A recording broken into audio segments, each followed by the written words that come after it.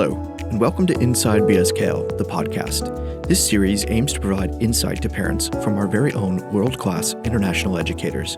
Tune in as we share experiences, strategies, and the unique dynamics of teaching in a global setting. This week, we'll hear the first episode in our series on reading. In this episode, Mr. Antcliffe is in conversation with Ms Whitfield about the benefits of reading at home and ways to encourage children to read more outside of school. Let's take a look inside BSKL. Hey, Mrs. Whitfield, how are you doing this afternoon? I'm feeling brilliant. Thank you for joining me. Now, we've got lots in common, many things in common. We're both parents of students at BSKL. We both work in the primary school. We also love books as well. Now, I've brought along a book that I'm currently reading. Would you be okay if I showed and shared? Absolutely, do. Okay, so currently I'm reading this, Invisible Women, as part of my role in the EDIB group here at school. And I'm only on chapter 1, but it's fascinating so far to learn a bit more about the perspective of women in society and then think about the work we're doing within our EDIB group. So, yeah, I'm having a enjoyable read of this book, but I know you're also a big fan of books. And in your recent Parents Academy session, you shared your personal favourite books. Yeah, I think as a parent, it's really important that we reflect on our own positive experiences. And I feel quite blessed in that I've got several positive experiences. Probably one of my earliest memories was when I was quite young and I got gifted a box set of Enid Blyton famous 5 books. And I just think the themes of friendship and courage really resonated with me. I guess secretly I wished I could go on my own adventure, solve a mystery. And so much so that every time I went to the library and got more books, I couldn't wait for the next day to read it. So I'd sneakily read them under my bed covers at night by torchlight. And I guess another very vivid nostalgic memory I have is when my dad introduced me to Jeff Wayne's audio soundtrack of H.G. Wells' War of the Worlds. Which was absolutely amazing. It was quite eerie at first because he played it to me in the car on a winter's foggy night. And it was set very close to where we lived. But it just ignited this passion for science fiction novels. And so I think it's really important for us as parents to reflect on that and share those experiences with our children too. Yeah, because something I've been thinking about recently is just the lineage, the passing it down from parents to their children, even from grandparents. I think it's such an amazing thing to connect different generations. Books that I've read, I'm now reading with my children as well. Is that something that you've experienced as well at home? Definitely. I mean, funnily enough, when I was listening to War of the Worlds recently, my son came out and said, "Oh, I remember that soundtrack. You used to play that to us in the car." So it was lovely to see, as you say, to see it pass through those generations. And I hope that he will do the same with his children too. Oh, well, we time will tell. I'm sure he will. Now, something I'm really keen to discuss this afternoon, Mrs. Whitfield, is we do all this reading in school, but in your recent Parents Academy session, you were focused on reading at home and why it's so important. So I think it's really good for our parent community to think about this point that although children are in school for many hours each day, why is it so important to do that additional reading at home? I think that's a great question. And I think ultimately we need to reflect on what we want our children to achieve, and it is to become lifelong learners. In order to do that, they need to thrive by having that effective partnership between home and school.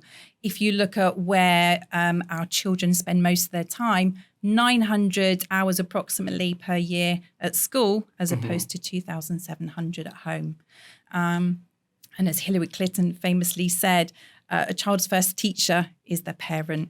So what we're looking for is as much practice as possible. As we know, the more we practice, the better we become. And, you know, if you're thinking about ultimately our children becoming more fluent, in order for them to become more fluent, they're going to use less of their working memory to decode and more for comprehending a text. So that having that bridge between word recognition and comprehension. And it's a bit like, I like to think of it like driving. When we first get in a car, we're thinking about everything, mirror, signal, maneuver. We're quite anxious going on long journeys. We're thinking about other people on the road. The more we drive, the better we become. Probably now we get in the car, we drive home. We're not even thinking about driving. We're thinking about what we're having for dinner, what we're doing with our children. So the more we can encourage our children to read, like eating, like sleeping, the better they'll become. I mean, those numbers are quite stark. So literally 25% of time at school versus 75% of time at home. And then, of course, there's many other things to do at home for the children. But yeah, I think that just really drives home how important it is to do that additional Definitely, to reading at home. prioritise, as we say, those recommended 20 minutes a day. That's something really interesting I'd like to touch on a little bit later, the power and the importance of those 20 minutes, because it seems like a fairly short amount of time, but I believe it's got a really big impact. But we'll come back to that a little bit later, if that's okay, because there's something else that I'd really like to discuss in a bit more detail now, and it's about the environment that we create at school. At home. Now, in school, we spend a lot of time creating engaging environments for the children that are stimulating, enable them to learn in different ways, give them information, make them feel secure and like they have a good sense of belonging in the classroom or in the social areas. Now, something else that really interested me from your session is when you were talking about creating reading environments at home, and the benefits of that. So if you could just give me a little bit more detail about that, that'd be fantastic. Yeah, definitely. I think the key thing is, as parents, to show that we value reading, because a child's going to follow our example. So we need to be mindful that we are not being distracted by our phones, our gadgets. I know everything is on a phone these days, but thinking about that environment we're setting up at home, are we showing that we value books by having them present in our home, a good range of books, fiction, non-fiction? Are we having them accessible to our children? So thinking about a reading environment, you can be as creative as you like. It could be a castle, pirate ship, but thinking about a theme, we do need to be mindful that children go quickly and we don't want them to grow out of it. So if you do want to have a theme, maybe just use accessories that can be changed quite quickly. And if you are going to have accessories, just something simple like changing stickers, cushions or fairy lights makes such a huge difference. When we're thinking about reading, thinking about when is key. You're not going to have a success with your child if they're feeling tired or hungry or they'd rather be doing something else. Other things we can think about as parents is whether we show we cherish books. Do we give them as gifts? For my children, certainly, we use them as countdown to celebrations, as an alternative to chocolate advent calendars, or alternative to party bags as well. The Big Bad Wolf sale is brilliant for that if you want to buy some reasonable books in bulk. Okay.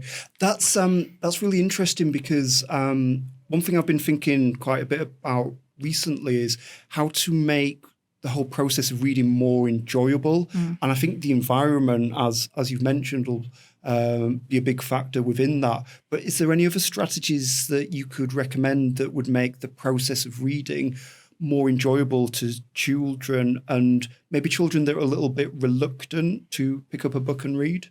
Yeah, certainly. I think the greatest gift we can give our children is the gift of reading. It's the best form of entertainment and it is absolutely free. So reading to our children, reading aloud. And I think some parents have a bit of anxiety over that, using a lot of expression, but it's remembering your children will love whatever you do. And it's about getting them involved in the process too. So when you're reading, you can read with your child. Start from a very young age. If you think about young reading books, they have a lot of rhyme and song. They're quite predictable in the nature of the stories. And so getting your child to join in with that with actions or prompts is great too. But I think whatever you do, if you're trying to make it enjoyable, mix it up, make it varied. So I've tried lots of suggestions over the years. I'm sure you have too.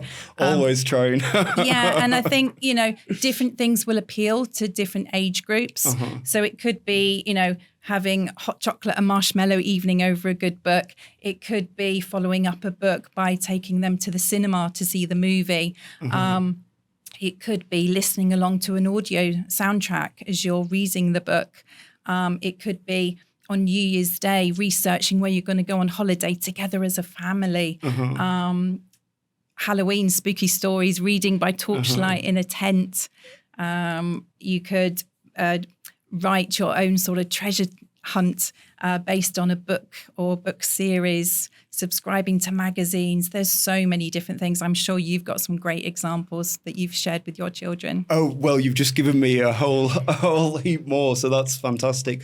Well, one thing we've tried to do at home is to do the equivalent of movie night, but with the book. So just make it a really intentional time and space. So it's that combination of the environment, but the quality time and interaction. So making sure the devices are switched off or in a different room.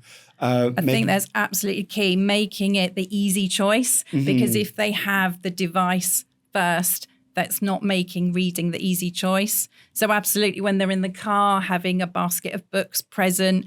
If you're going to the doctor's, dentist, traveling, having a book in your handbag all the time that you can share with them. And popcorn. Popcorn. We like to read with wrong. popcorn as well. Definitely. Which is fantastic for all of us. One thing I'd like to just touch on now is the 20 minutes. So you recommend 20 minutes a day at home. Why is 20 minutes such an important number of minutes for the children to read? If you look at the number of words a child is exposed to, so if we compare it to a minute a day, they're only being exposed to 8,000 words over a year. Compare that to 20 minutes, it's almost 2 million words. You can see that's a stark difference. Wow. And so just by sheer weight of numbers, they're going to be exposed to much more vocabulary, more ideas, really deepen those reading skills. And, you know, writing really links in with reading. You know, when they read a book, it's going to spark that imagination. How can a child write creatively unless they have those vivid characters in their mind, those complex story plots, diverse sentence structures? They need to magpie those ideas. Now, we've touched on this a little bit earlier, and it's something that lots of people have concerns about, and that's technology and how it competes for our attention, how it fragments our attention, how it's just often quite distracting. And then you consider social media and the other potential negative aspects of technology. So what's your views on reading on technology using Kindles and other e-readers, or indeed using a smartphone or an iPad? Is it good that reading's happening on these devices, or should we try and avoid it and read with physical books? I think that's a brilliant question. I think every generation, when there's been advances in technology, have sort of anxiety. You think about when the radio, TV, computers were first invented. So now we're looking at ebooks. There are some pros. If you think about it, it's got self-paced learning. There's lots of fun graphics and videos. If English is an additional language, you've got that dual language to support. And there's those instant rewards, which, as you say, children that struggle, they can really benefit from that. It's very portable. However, it's important to consider the cons. And I would say at the moment, the quality does vary. And a lot of ebooks are based on big brands like Disney. You get a lot of eye strain because it's more tiring to read on a device. And batteries do run out. So I think it's important that we do think about the cons. And in terms of when you read a book, it's going to improve their focus. And I'm not sure reading on devices is always doing that. Yeah, that's really where I struggle with reading on a device personally, but also as a recommended way to read for others, especially children. I think there's something just really fantastic and tangible about having a book in your hands, physically turning the pages. You can smell the book as well. And that tactile sensation seems to bring it to life a little bit more? Definitely. And there's a statistic, shockingly, 75% of the time you spend with your child is over by the age of 12, Wow. 90% by the age of 18. So as a parent to two teenage boys, I would definitely say slow down, enjoy this precious time to connect with the book. Great advice. Now, my children have got a little bit of time before they're teenagers, but yeah, I'm certainly going to maximise all the time I've got with my children and share it with the books.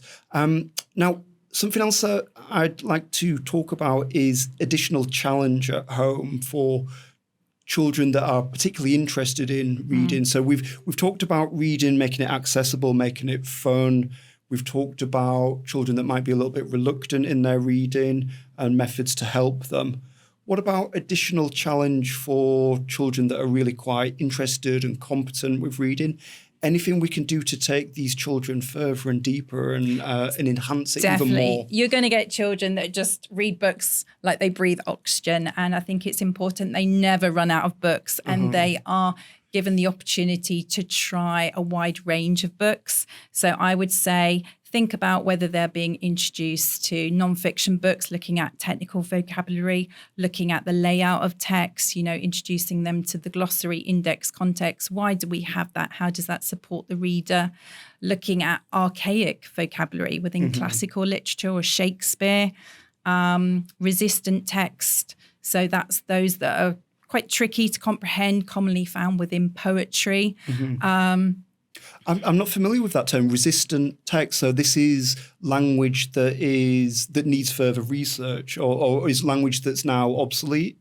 It's just, yes, more tricky to comprehend, such as like the poem Jabberwocky. Oh, yes, yeah. And so anything like that, or stories that are perhaps in non-chronological order, like in Alice in Wonderland. Oh, flashbacks, things like that. So it's just not in time order. It doesn't follow that linear sequence. More mature themes with more complex vocabulary. Thinking about when your child is discussing the text with you, thinking about more inference questions, sort of like character motives, maybe analysing the story plot, thinking about literary devices that have been used. Do they understand what symbolism is, figurative language? Can they see how it's applied, why the author has chosen to use that? What is the context? So it seems from what you were just describing there that the conversation around what's been read is really important, which I guess goes back to what you were saying earlier about the shared experience with parents and children, that when you're reading together, those conversations naturally arise and you can talk to the children about characters' motivations or what the author's trying to get across in a certain piece of text. Definitely. We want to extend that learning. I think for struggling readers, we need to be mindful we don't have too much conversation because we want to balance connection and perfection and not sort of always be correcting them or always checking their understanding. But I think if we've got a reader that is ready for that, to explore the text deeper, then definitely take them on that journey. They can be comparing text versus text or text to world. Summarizing is another key skill. Can they summarize a book within a couple of sentences or within 6 words? That's really interesting that we shouldn't be correcting every mistake that we see with the children, because I think that might be something I'm a little guilty of myself at home. So you would recommend not correcting all errors? No. So if a child is struggling, it's important they have the chance to decode first. I think sometimes as parents, we want to swoop in and help them, but actually it's important that they have a go first. And if they are a struggling reader, we don't want to correct everything. What we want them to do is for them to see that it flows. What you'll often find with a struggling reader is that they like to read the same text over and over again. I remember my son reading Pinocchio many, many times for almost 2 weeks. And I was a bit concerned about that. But what they're actually doing is they're seeing what it's like to be a fluent reader. And that's incredibly motivating. And if you think about our ultimate aim, we want a lifelong learner who is motivated to read. That's really good advice, yeah, because I've noticed with my own children that they do like to revisit books.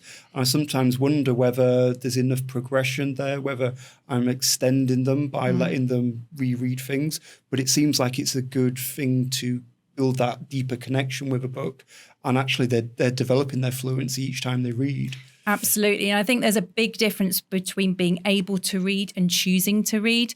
And as J.K. Rowling famously said, if you don't like reading, it's just because you haven't found the right book yet.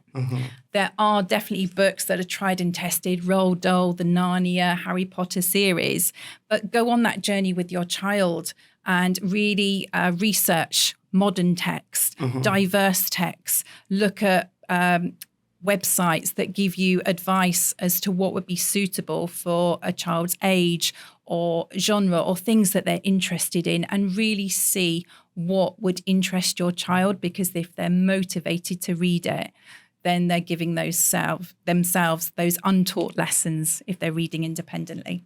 Fantastic. Now, I've just been thinking, so we've talked a little bit about the connection between parents and children, sharing a text together, sharing that experience, that time, the quality of that time, and how it's mutually beneficial.